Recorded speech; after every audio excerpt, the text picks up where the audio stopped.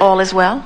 Yes. We are extremely pleased that you are here. It is good to come together for the purpose of co-creating. Do you agree? Yes. You are knowing what you are wanting? Yes. Is it moving about? Yes. You want a new computer? Interesting, it is. It is a new computer. A new update to the software. A dumping of all the old preferences. And still it misbehaves. There's something wrong with that picture. And it is the science of deliberate creation that you teach? Is this what really is? Well, they pride themselves in all of the redundancies that they have. In other words, they have backup plans, B, C, D, and E, for everything. So when one of the pins that holds the car onto the bus when they tow it mysteriously disappears in the night, no problem, there's a drawer full of them. And the fact that there is a drawer full of them makes them shine bright as the car that's best to take one from. In other words, some poor person has lost their pin. They can't tow their car. They're desperate. It's early morning. What will I do? And Jerry Nestor's car says, pick me, pick me, pick me, pick me. Well, the universe is always giving you what is a perfect vibrational match to where you are. And if you didn't really like to help people get their keys out of their locked car, you wouldn't carry a hanger under your car seat, would you? In other words, what you plan for or what you expect, expectation is a very powerful thing. And what happens to most of you is you're trained into your expectations without even knowing that you are. In other words, your application unexpectedly quitting on your computer program after it happens a few times and you've tried everything you can think of to stop it, you just come to expect it to happen again. And so it takes some deliberate intention to move into a new place. Jerry and Esther were sitting in Asheville, North Carolina last week, and they went to the Biltmore Estates, one of their favorite places to be, and they went to the duck pond, one of their favorite places to be at, one of their favorite places to be, and watched the geese at the duck pond. It's strange that way. And they remembered their first time there and the lift that it gave them. And Jerry was chatting with us. He wanted to know, what is it about first-time experiences that often give you such a lift that then the second time not so much, and the third time not so much, and the fourth time not so much? And we explained to him that sometimes as you move through your life experience, you can come across a new experience that just by observing it, it takes you into alignment with what you want. In other words, through life, you have been creating this vortex of most wanted. You've been throwing rockets of desire because of the synthesizing of life that you've been doing into this vortex of creation, and law of attraction has been assembling all cooperative components. So you have quite a vibrational legacy or future experience or present non-physical you might say, to live up to. So when you are moving through your life and you come across a new experience that matches many of the components that are already in your vibrational escrow, components like it's beautiful, or it feels good, or there are nice people there, or it's stimulating or fulfilling. Sometimes you just walk into those experiences, and often, if it's a first-time experience, you go right into your vortex. You feel the lift of that just from your simple observation. But a most interesting thing, that simple observation took you there, and because a simple observation of what is took you there, now you begin to rely on simple observations to take you there again and again. But you can't have another first-time experience. You have to focus yourself into alignment. So what we're getting at is, it's the reason that so many people find a lover and then get tired of them, and then find another and get tired. And there's always that lift in the newness, because just the observation was enough to take you into alignment. But if you want to stay in alignment without needing to constantly look for new first-time ever experiences, in other words, pretty soon you've climbed the highest peak. Pretty soon you've ridden the fastest river. Pretty soon you've been on the wildest horse. And we're not just talking about your relationships. In other words, what happens is you have to keep focusing yourself into alignment. And that's what we're going to talk about here today. We want you to understand the whole picture of creation. We want you to understand who you were coming in. You were non-physical energy before you came into this body. And even though a part of that consciousness is projected and focused in this physical body that you know as you, this non-physical you still exists in non-physical. You are predominantly non-physical energy vibration. And even though some of that energy is focused in the physical being that you know as you, you are two aspects of a vibrational being. There is the non-physical vibrating you, and there's the physical vibrating you. And these two vibrational aspects are playing off of one another constantly. In every waking moment, you have the potential of aligning with who you really are or not, of allowing or resisting, of feeling good or feeling not so good. In other words, your emotions let you know how well you're doing with that blending. So as you are here focused in this physical body, you are exploring contrast. And in this exploration, you know what you don't want, you know what you do want. And out of that brilliant variety, you are, whether you know you are doing it or not, you are honing a vibrational creation. You send these rockets of desire, and the source within you literally absorbs and becomes and vibrationally reflects every newly amended detail that you offer. So here is this larger vibrational aspect of you and law of attraction responding to it, which we're not kidding you at all. Law of attraction causes a veritable vortex of attraction to take place. There is a spinning and a coming together to a focal point of your creation. And the thing that we most want you to understand is that that creation that is your creation is actually you.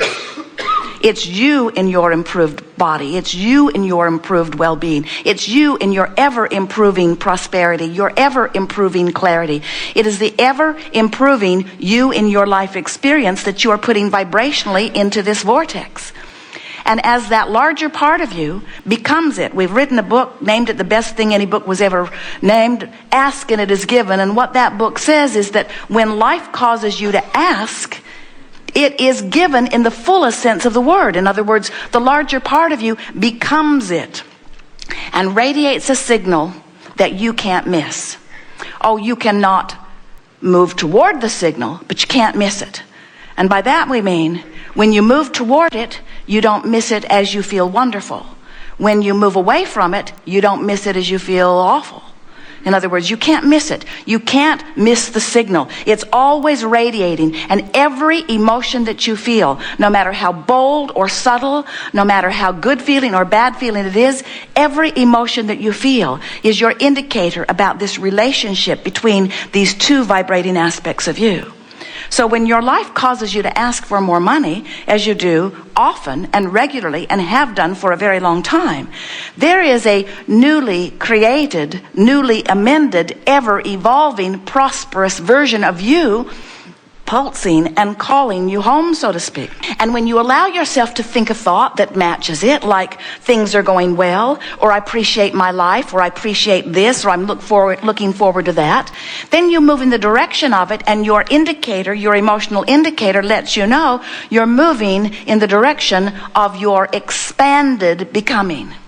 But when you are noticing that you don't have enough, when you're beating the drum of unfairness, when you feel the injustice of it, when you're jealous of someone else who has it, when you're feeling the disappointment of the lack of the abundance, as you focus in those places, you hold yourself vibrationally out of range of the you that you have created that is prosperous. In other words, those contradictory thoughts to who you have become literally pull you apart. And every negative emotion that you feel, slight or big, is about that. And as you posture yourself in an attitude that contradicts who you have become, as you do that, what happens is it just gets bigger and bigger and bigger and bigger. You don't ever need to worry, because both aspects of you must expand. There is no standing still. And whatever you are giving your attention to is getting bigger. So the source within you is holding attention upon who you really are and what you really want, and that's becoming a stronger and a stronger and a stronger force in your experience. And if you're contradicting that by continuing to complain, by continuing to focus upon what is, then what happens is the contradiction between you and you just gets bigger and bigger and bigger until your indicator becomes more than an emotion. It becomes a physical sensation, a pain, an illness, a truck running over you. In other words, the evidence, whatever you're living, is always an example of a vibration you've got going on. So that's why when something happens, like something that matters, like a recording. Now, as we said, this is still being recorded. It won't be a problem to you, just a little more work for everyone involved here.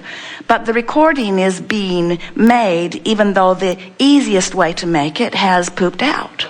We're not pointing at Jerry, we're pointing at the computer. And this is about the fourth time in about 7 seminars that this has happened somewhere along the way.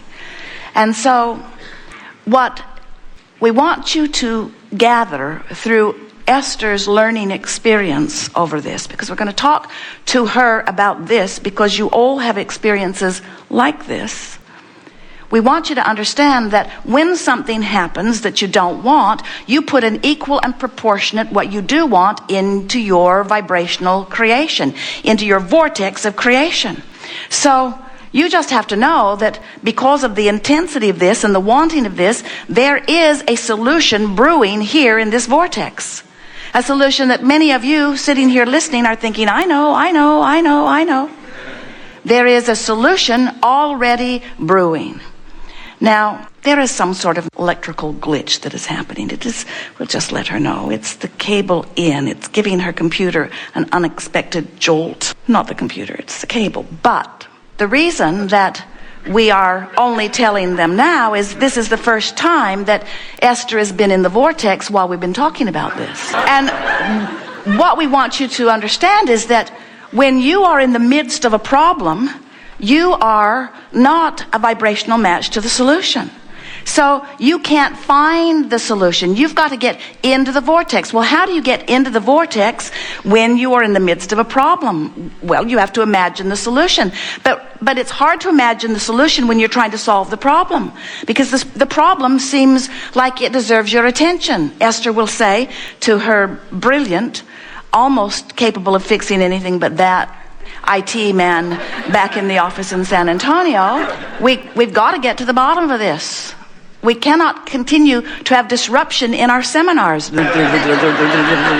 It's very embarrassing, she says to Mark. It's embarrassing when Abraham has barely come in and then Jerry says, Abraham, would you please bring Esther over here? We need to restart the computer.